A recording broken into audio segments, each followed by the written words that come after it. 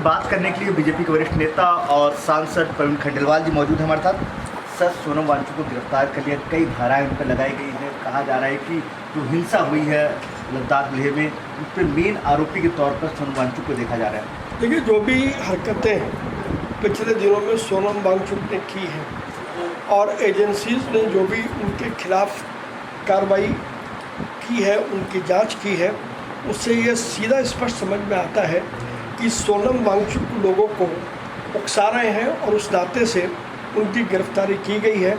अब मामले की जांच होगी और जांच का सत्य सामने आएगा और कानून अपना काम करेगा। सर, दूसरी तरफ अरविंद केजरीवाल हो, मनीष सिसोदिया हो या आम आदमी पार्टी पूरी को पूरा सपोर्ट कर रहे हैं और कहा जा रहा है कि ज़बरदस्ती वांगचुक को जो है फंसाया जा रहा है।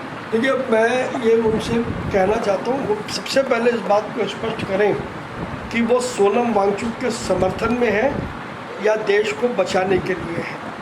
केवल मात्र बयानबाजी करके और अपनी घटिया मानसिकता को लोगों को दिखाना वो अरविंद केजरीवाल जैसे व्यक्ति कर सकते हैं, लेकिन उनको ये स्पष्ट करना चाहिए कि सोनम वांगचुक के वो समर्थन में है या उनके खिलाफ है।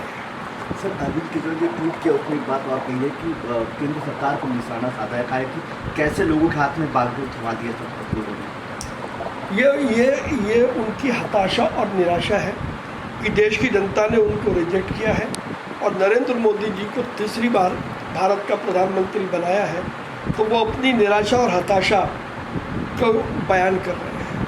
एक आखिरी सवाल, लगातार पिछले कई दिनों से आई लव मोहम्मद के पोस्टर और बैनर लेकर लगातार रैलियां निकल रही हैं।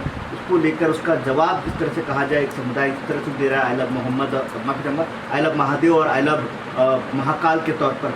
क्या ये भारत में एक तरह से हिंसा बढ़ाने या तो कहा जाए कि लोगों की सोच बदलने की कोशिश की जा रही है? देखिए, प्रधानमंत्री नरेंद्र मोदी जी के नेतृत्व में देश प्रगति की ओर अग्रसर है।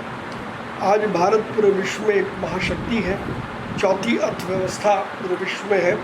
कुछ लोगों से ये सत्य बर्दाश्त नहीं हो रहा और इसीलिए वो देश के शांतिपूर्ण माहौल को ख़राब करना चाहते हैं। सनातन भारत की आत्मा है और सनातन भारत के प्राण हैं, ये सत्य है। धन्यवाद।